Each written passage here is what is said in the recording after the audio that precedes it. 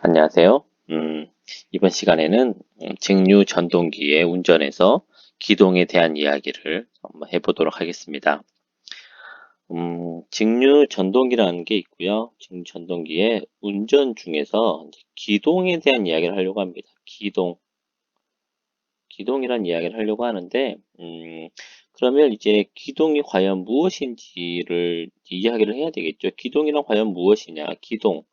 기동이란 무엇인지에 대한 정의부터 한번 해보도록 하겠습니다. 직류전동기의 어떤 상태를, 직류전동기의 상태를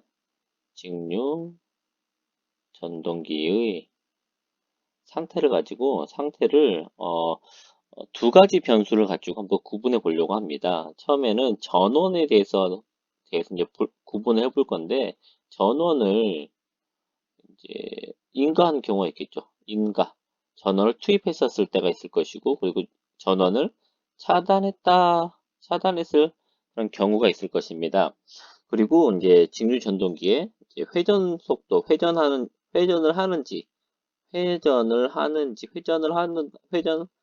하고 있는지, 회전 중인지, 또는 정지 상태인지를 가지고 이렇게 이제 두 가지 변수로 구분 지어서 볼 수가 있을 것입니다.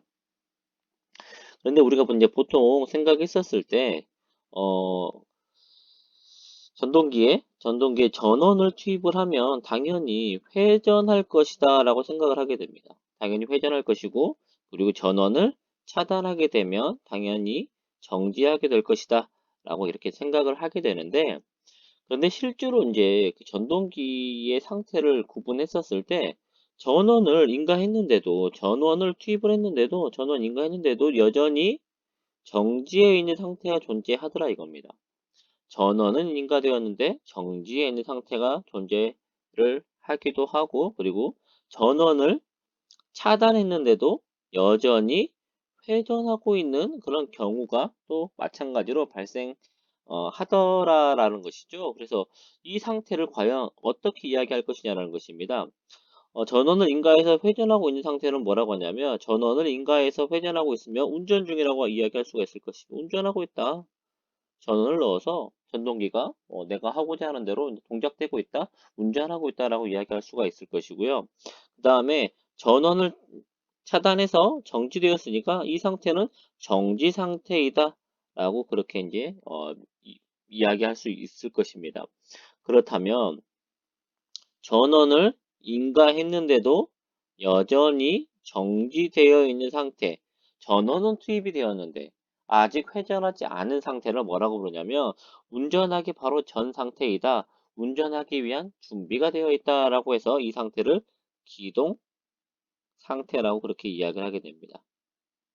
그리고 이제 나머지 하나, 전원을 차단했는데 여전히 회전하고 있는 것. 전원을 차단하는 이유는 무엇일까요? 보통 우리가 정지시키기 위해서 전동기의 전원을 차단을 하겠죠.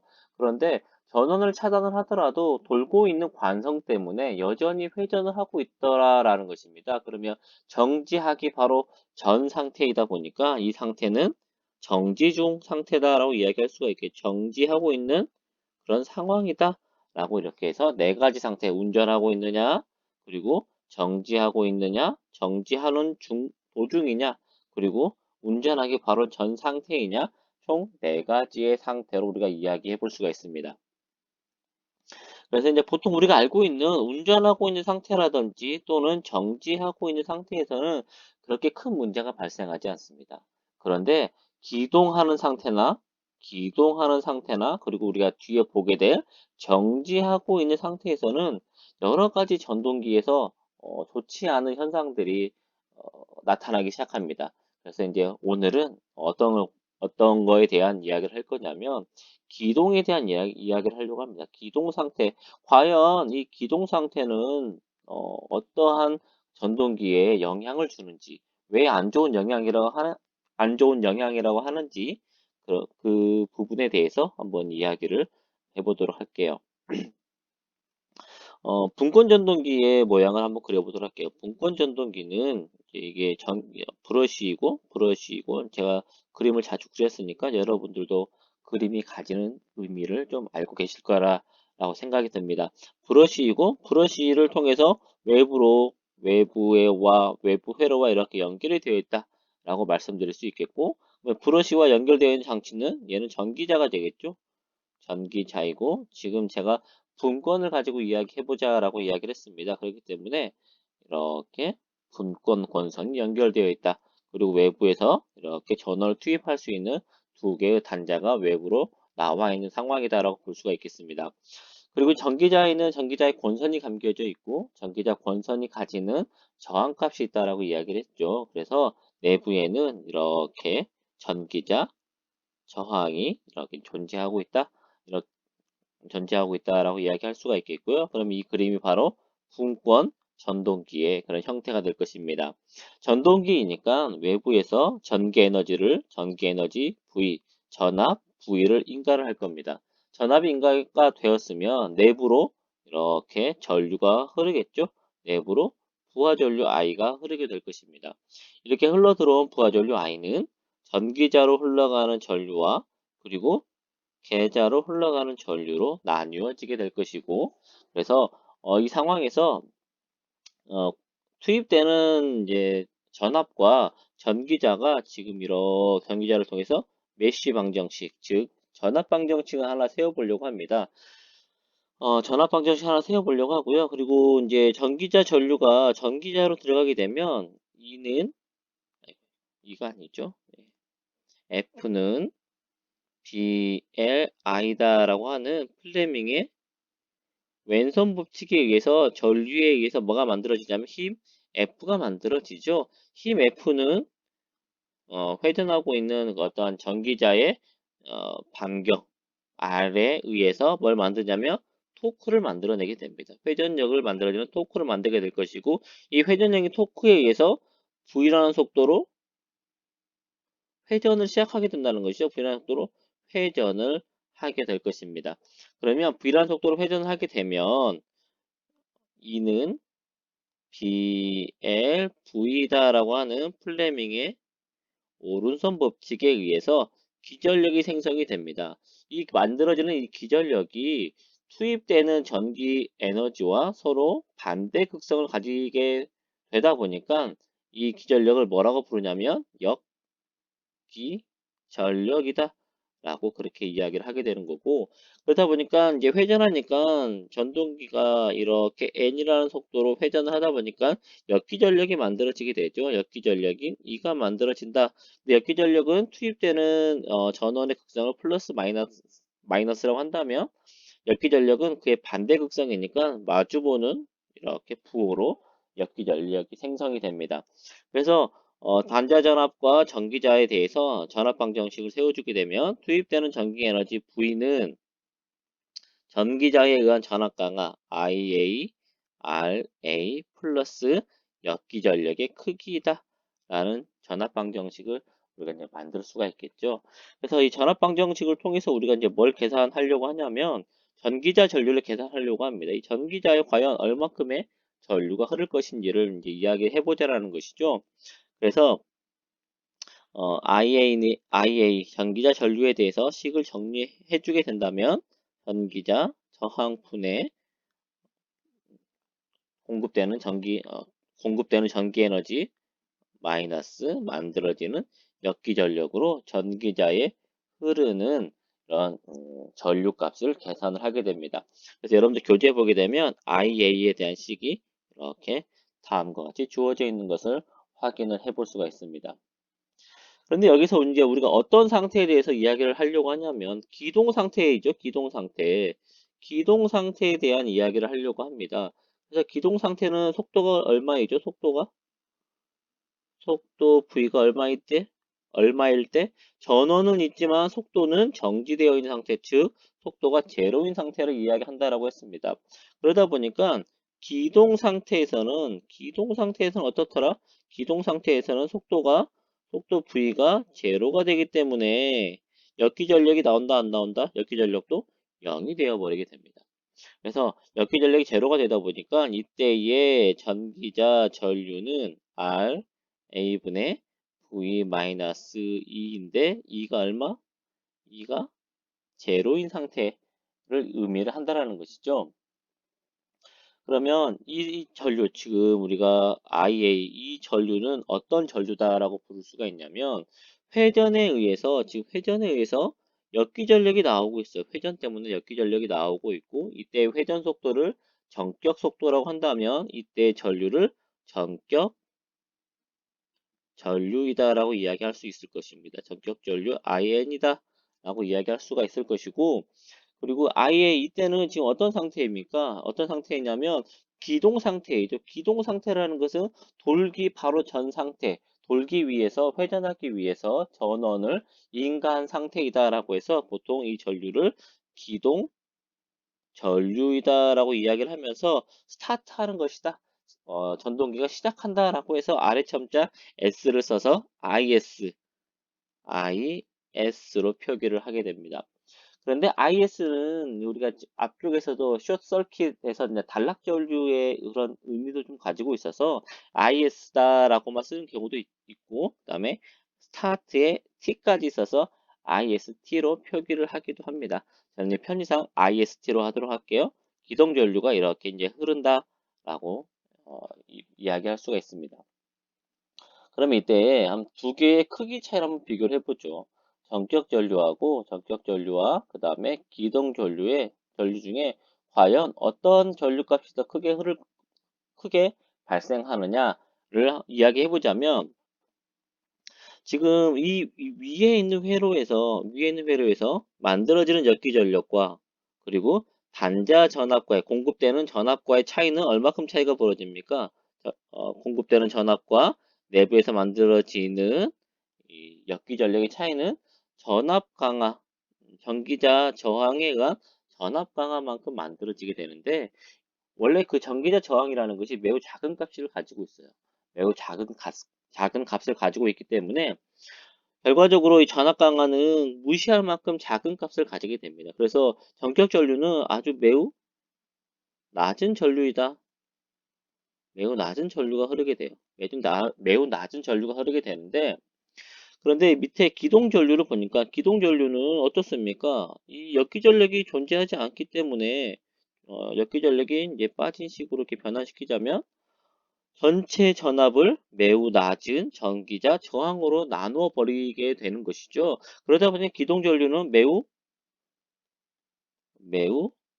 높은 전류가 되더라라는 것입니다.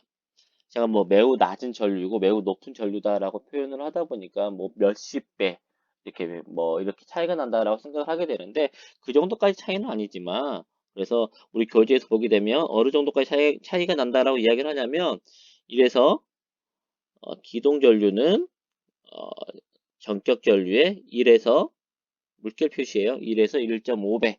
그리고 많을 경우에는 3배까지, 전격 전류의 3배까지의 그런 높은 기동 전류가 흐르게 된다라는 것이죠.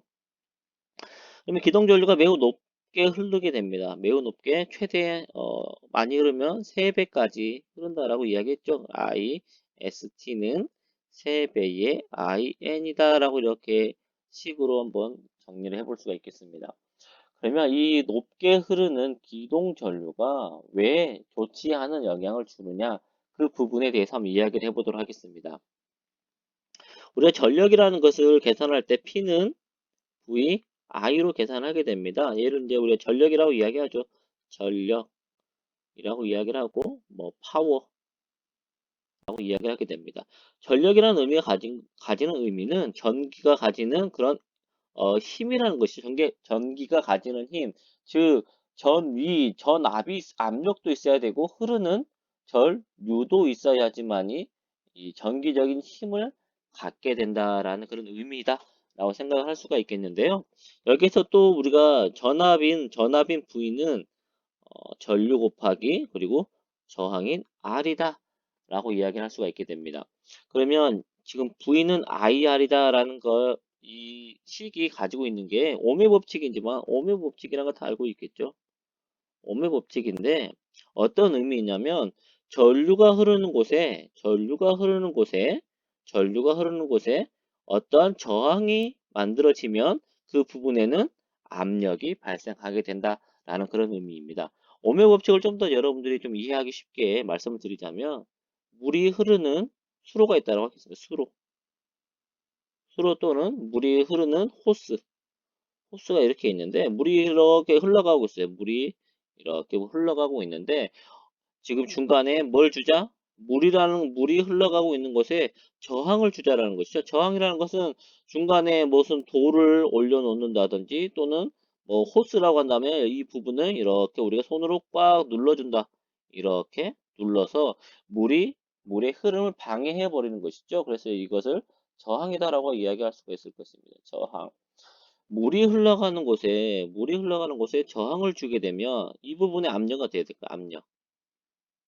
압력은 당연히 증가하게 된다라는 것이죠. 압력이 증가한다는 의미는 새로운 압력이 어, 생겨났다, 발생했다라고 그렇게 이야기를 할 수가 있는 것입니다.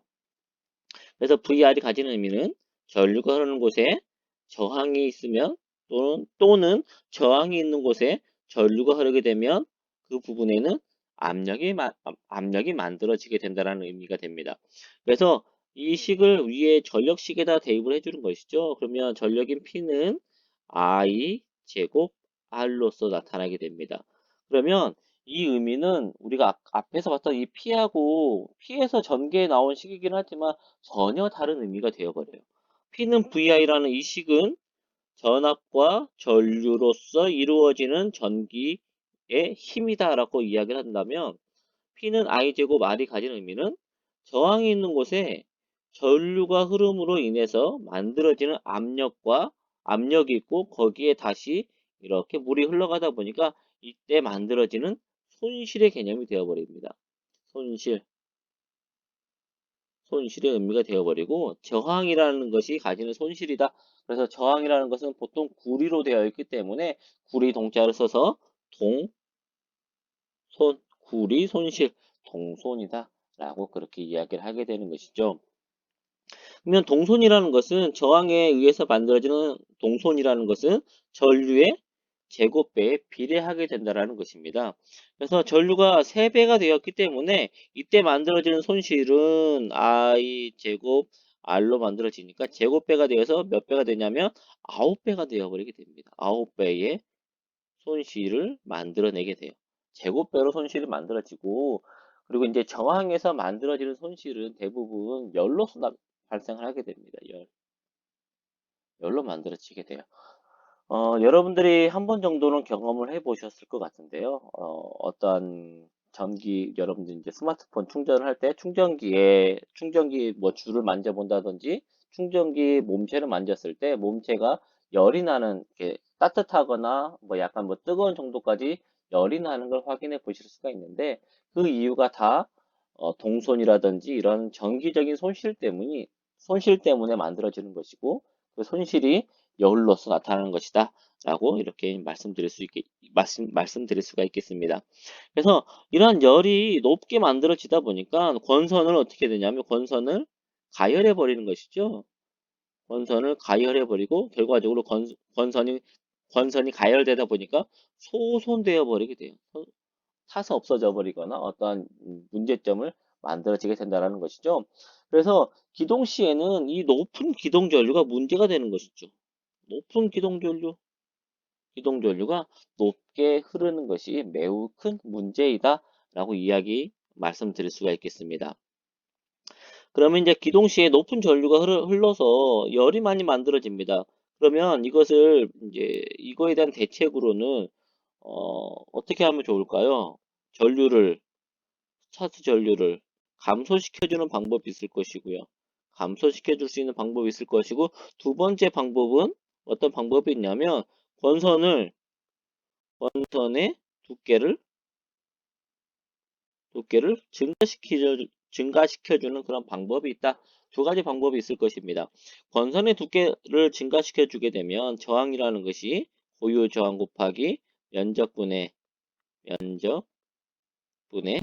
길이 L로 만들어지니까 권선의 두께를 증가시킨다는 것은 면적을 증가시키는 것이고 면적 증가에 의해서 저항이 감소가 됩니다. 저항이 감소가 되니까 그만큼 발생하는 열이 줄어들게 되는 것이죠. 그래서 권선의 두께를 증가시키는 것도 하나의 방법이 될 수가 있습니다. 그런데 여러분들 권선의 두께가 증가하게 되면 똑같은 권선수를 이렇게 감았을 때, 뭐 100번이면 100번, 200번이면 200번을 감았을 때 당연히 부피가 증가하게 될 것이고 그에 따라서 무게도 증가하게 될 것입니다.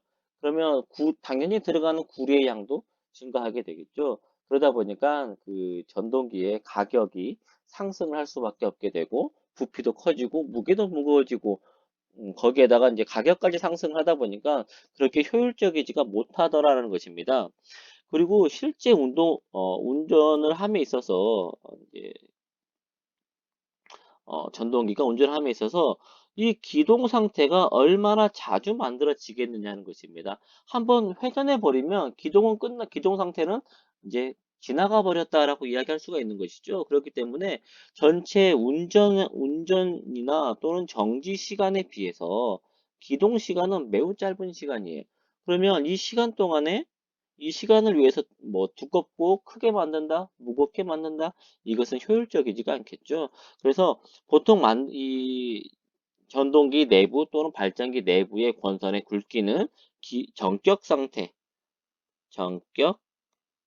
상태에 맞추어서 이렇게 설계를 하게 됩니다.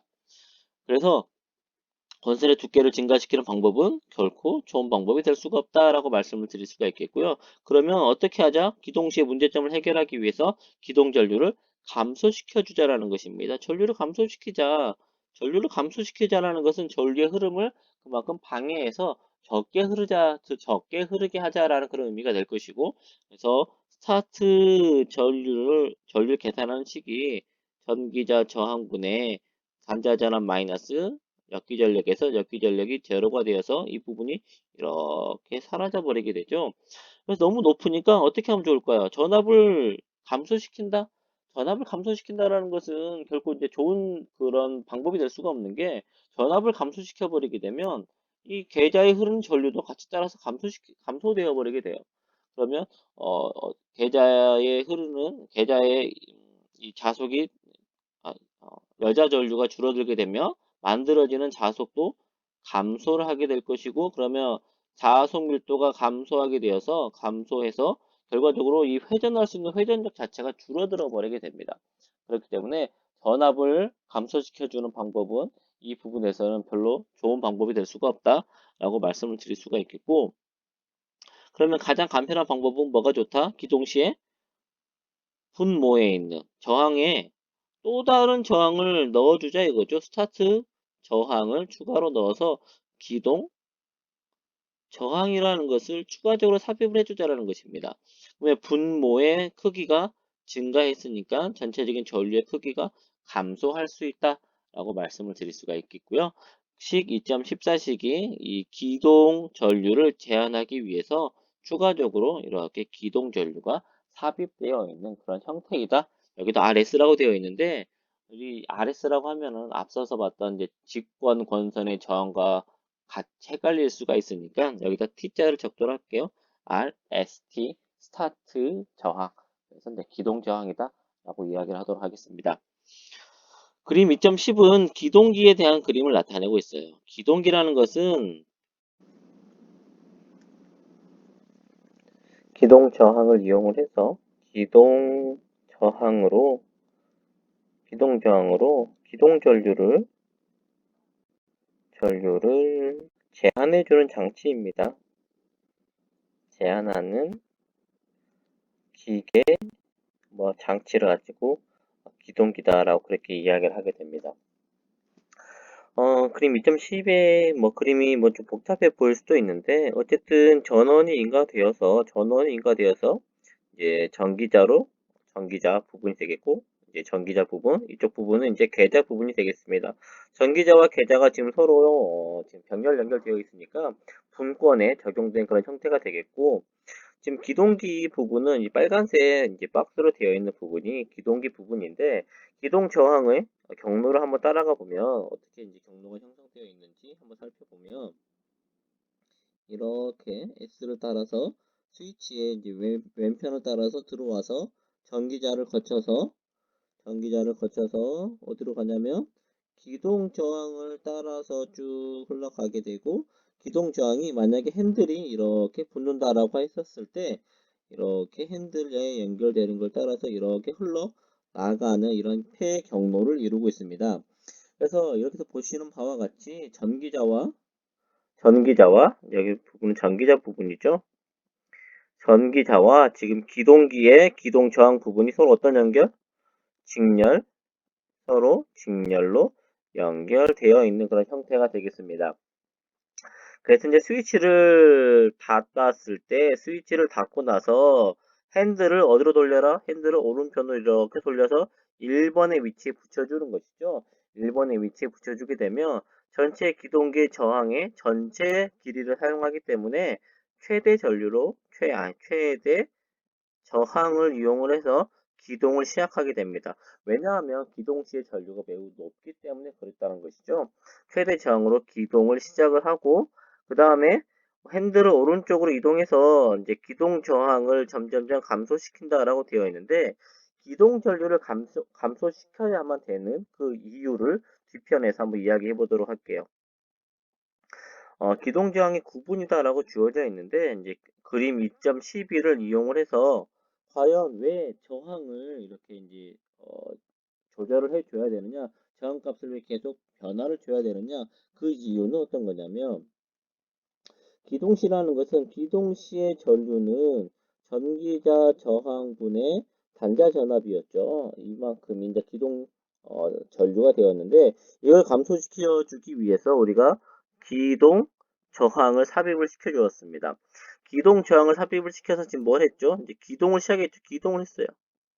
기동을 해서 이제 그 다음 상태는 무슨 상태이죠? 그 다음 상태는 운전 상태가 된다 이거죠. 운전 상태가 된다라는 것은 속도가 n이 속도가 상승을 하게 될 것입니다. 속도가 상승을 하게 되면 이는 BLV라는 속도에 의해서 역기전력이 만들어지게 돼요. 그래서 이때부터는 회전하게 되면 역기전력이 이제 생성되기 시작한다라는 것입니다. 역기전력이 생성이 되면 전류값은 기동 전류에서 서서히 감소하기 시작해요. 전류가 감소하기 시작합니다. 전류가 감소하다가 계속 감소하겠죠. 역기전력이 속도에 비례해서 속도가 계속 상승을 하게 되면 역기전력도 계속 상승을 하게 되고 역기전력이 계속 상승을 하게 되면 전류는 계속 지속적으로 감소하게 됩니다. 그래서 전류가 감소한다는 것은 결국에 이 전류는 어떤 전류였냐면 전기자 전류였습니다. 전기자 전류이고 분권의 토크에 대한 식을 보게 되면 어떤 비례상수 곱하기 자속 곱하기 전기자 전류입니다. 전기자 전류가 감소하면 토크가 줄어들어 버립니다. 회전력이 줄어버리게 돼요. 회전력이 줄어든다라는 것은 결국에는 계속 줄어들어서 회전하지 못할 때까지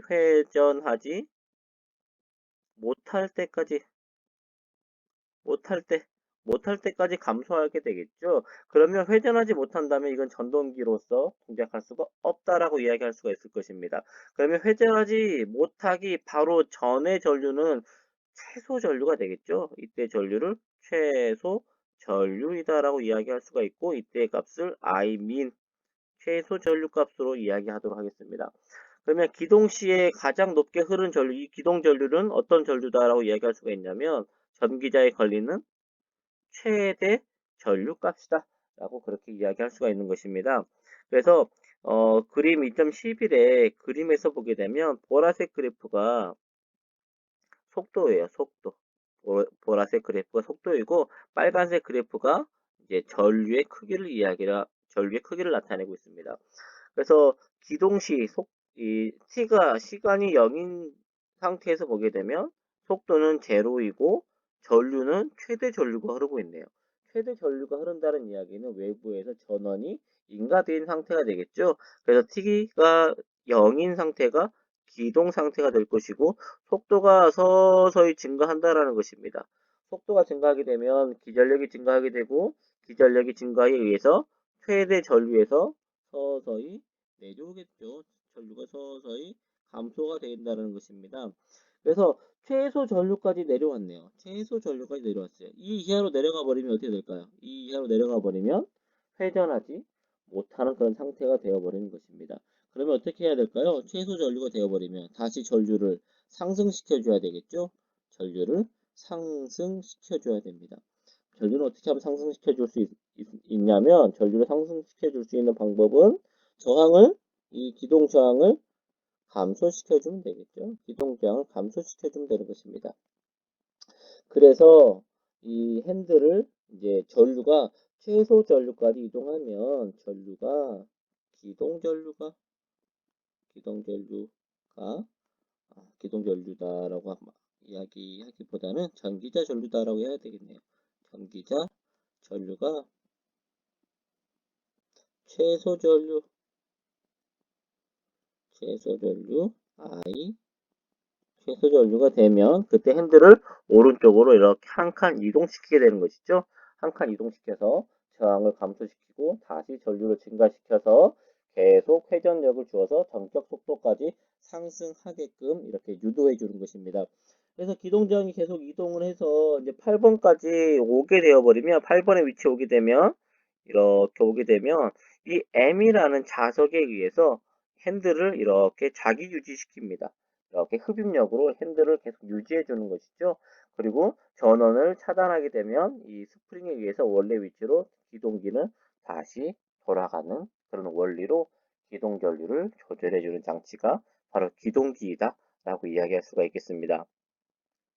그러면 이제 아까도 말씀드렸다시피 기동 저항이라는 것은 전류가 떨어지면 다시 상승시켜 줘야 돼요. 그렇다는 것은 이 기동 저항을 이렇게 구분을 이제 해 놔야 된다는 것이죠. 그래서 1번, 2번, 3번, 4번 이렇게 각 구분점에 탭을 내서 이렇게 연결점을 만들어 줘야 됩니다. 연결점을 만들어 줘야 되는데 과연 기동장을 몇 개로 구분할 것이냐, 이 구분되는 구간을 과연 몇 개로 해야 되는지에 대한 걸 나타내는 것이 바로 기동 저항의 구분이다 라고 말씀드릴 수 있겠습니다. 아까 이제 좀 전에도 말씀드렸다시피 기동시가 최대 전류가 흐른다라고 했잖아요. 기동시의 전류가 최대 전류가 될 것이고 그래서 1번 상태가 기동 상태를 나타내고 있다라고 말씀드릴 수 있겠고요. 그래서 회전 속도가 제로이기 때문에 역기 전력이 0이 될 것이고 이때의 전기자 전류는 최대 전류가 된다. 그리고 이때 사용되는 저항 R1은 전기자 저항에다가 기동기의 최대죠. 전체 길이를 사용하는 최대 저항인 RS1과 더해져서 R1으로 이렇게 표기를 하도록 하겠습니다.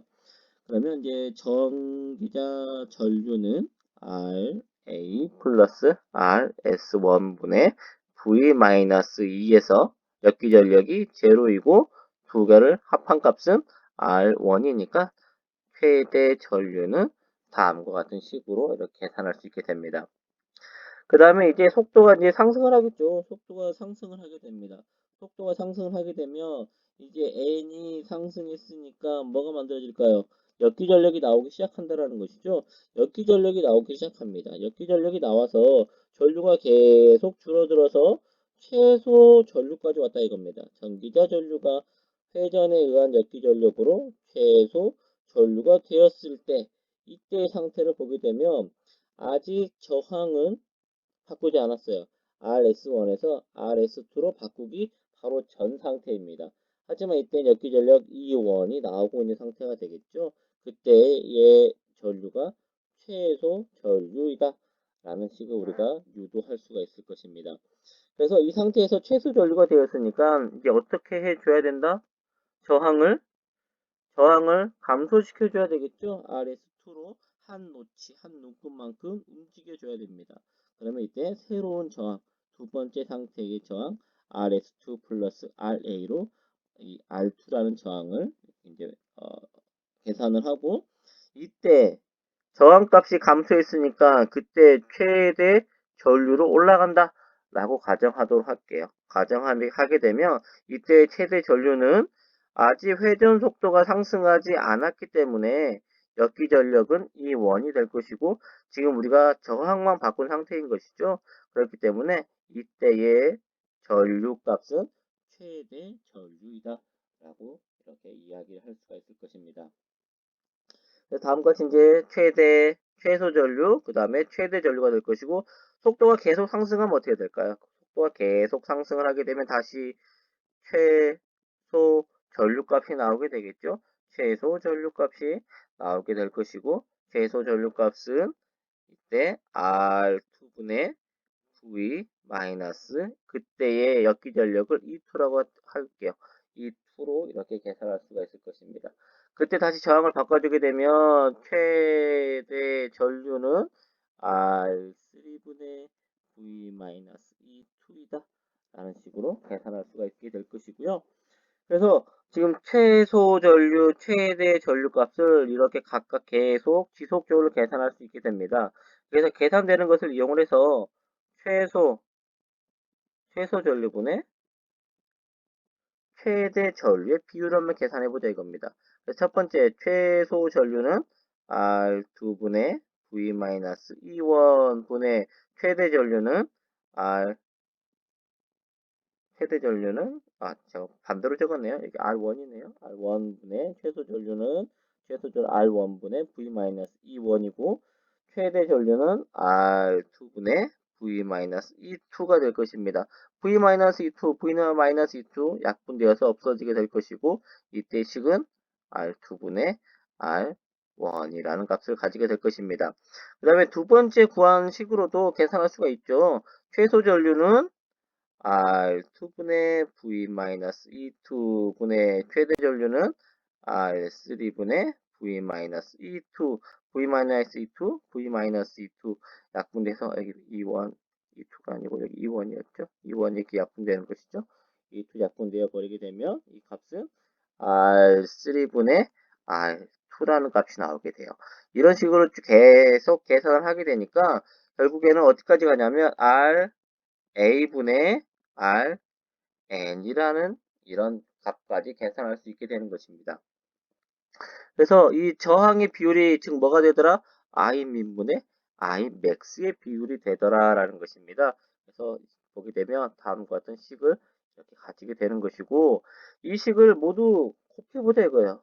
다 곱해보자. 곱해보면 얘도 첫 번째 식도 I민분의 Imax, 두 번째도 I민분의 Imax, 세 번째, 네 번째, 다섯 번째, 여섯 번째, n번째까지도 첫 번째, 두 번째, n번째까지도 i민분의 imax 값이 된다라는 것이죠. 모두 곱했으니까 n번 곱했으니까 결국에 전체의 곱은 n승이란 값이 될 것이고 곱을 해주다 보니까 이렇게 첫 번째 분모와 두 번째 양의 분자가 서로 같은 값을 가지게 되어서 약분되게 됩니다. 약분되어 버리다 보니까 결국에 최종적으로 남는 것은 r a분의 r1이라는 값만 남게 되어서 그 아래쪽에 있는 다음과 같은 식으로 만들 수가 있게 됩니다. 다음과 같이 만들 수가 있게 되고 그리고 지금 이 부분에는 양변에다가 imax를 이제 양변에 곱하는 거의 형태로 주어져 있는데 이렇게 구해도 되고 첫 번째 보게 되면 기동시에 구했던 식이 있잖아요.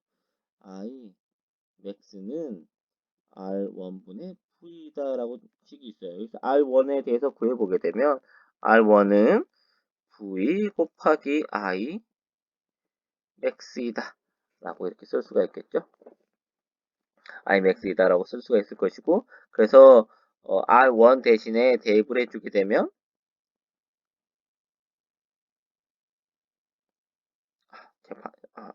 잘못 적었네요. 여기가 이게 아니고 V 나누기 I max이죠. R1이 다음과 같은 값을 가지게 되고 그래서 이 식을 다시 정리하게 되면 RA분의 1 곱하기 R1 I max분의 V 그래서 RA I max분의 V다 라는 식이 바로 최소 전류분의 최대 전류의 N승이 되는 것입니다. 여기서 우리가 알고 싶은 것은 어떤 값이냐면 이 n승 값을 알고 싶은 거예요. n승 값. n승 값을 알고 싶은 것이고 imax 값은 우리가 이제 최대 전류로 설계 시에 이제 우리가 계산을 해 놓았겠죠. 그리고 최소 전류 값도 우리가 설정을 했을 것이고 공급되는 전압도 알고 있습니다. 그리고 전기자 저항 값도 모두 알고 있어요. 그러면 여기에 있는 모든 변수 상태 이런 변수들은 모두 알고 있는 값이 된다는 것입니다. 그럼 결국에 이 n 값을 알기 위해서 양변에 이렇게 자연 로그를 취해주게 됩니다. 자연 로그를 취해주게 되면 n 값이 내려오게 될 것이고 그래서 n은 ln I 민분의 I max 분의 ln RA I max분의 전압 V다라는 식으로 기동 저항을 몇 번 구분 지어야 되는지를 계산할 수 있게 됩니다. 그래서 기동 저항을 최소 전류와 최대 전류에 의해서 몇 개의 탭인지를 이렇게 우리가 계산할 수 있게 되는 것이죠. 여기서 마치도록 하겠습니다.